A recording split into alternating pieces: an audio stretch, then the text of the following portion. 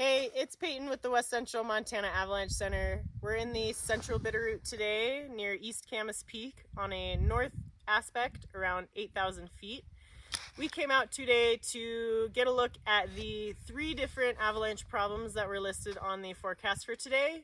The first being wet loose avalanches. We did see a lot of rollerballs and pinwheels forming, as well as small wet loose point releases releasing from rock bands on southerly slopes. So the snowpack is definitely getting warm on aspects that are seeing a lot of sun today, and I would expect to trigger a larger wet loose avalanche on some of these aspects later in the day. The second problem is wind slab avalanches. Today we did not see any signs of wind slab instability, such as cracking or collapsing, and the cornices are pretty stubborn and well set up right now. The third problem is persistent slab avalanches, which we have returned back to the avalanche problem list.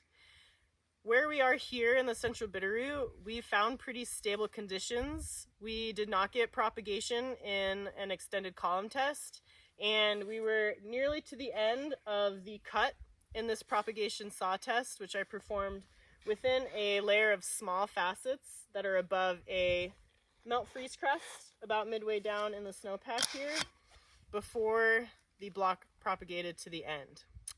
It remains more likely to trigger persistent slab avalanche in areas that are more sensitive, those areas being around cliff bands and rocks where the snowpack is more shallow, as well as on convexities and rollovers where there is added stress to the snowpack. Assess the terrain carefully before you enter onto an avalanche-prone slope. You can choose to ski and sled on slopes that are more planar and shorter with shorter runouts, as well as terrain that is free of hazards such as rocks and trees.